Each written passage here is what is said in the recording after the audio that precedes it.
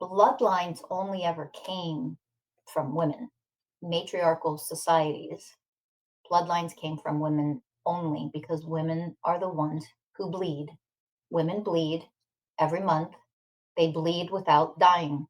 They were the priestesses. They were the healers in certain lineages.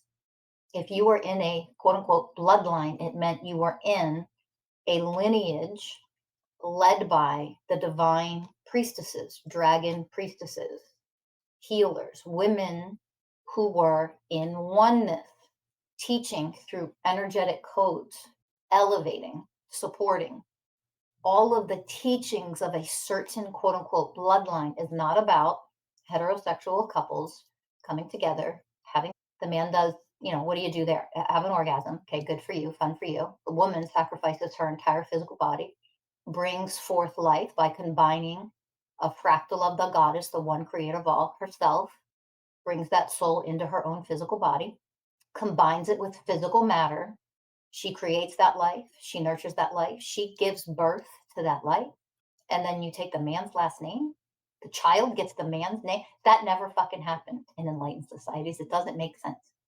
If you're going to sacrifice 10 months of carrying, growing, nurturing, and supporting life inside of your own physical body and sacrifice your own physical body, sacrifice your own safety in order to carry that baby, you're going to risk death just by being pregnant and carrying that baby. The last name is given to that baby from the woman. It was always the woman's name. The bloodlines had nothing to do with giving birth and carrying some man who didn't do much of anything but have an orgasm, give him the last name. And these are bloodlines, or these are heterosexual couples that come together and have children, and that's the bloodline. That idea of bloodlines were stolen and it was reinvented to mean what you think it means today. That was the inversion.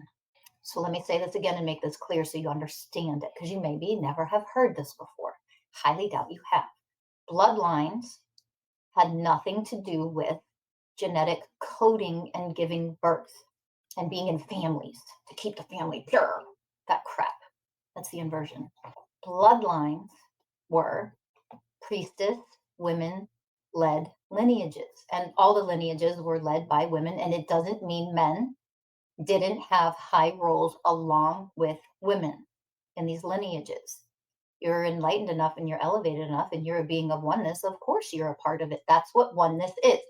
Matriarchy isn't patriarchy inverted. That's not how divine women run things.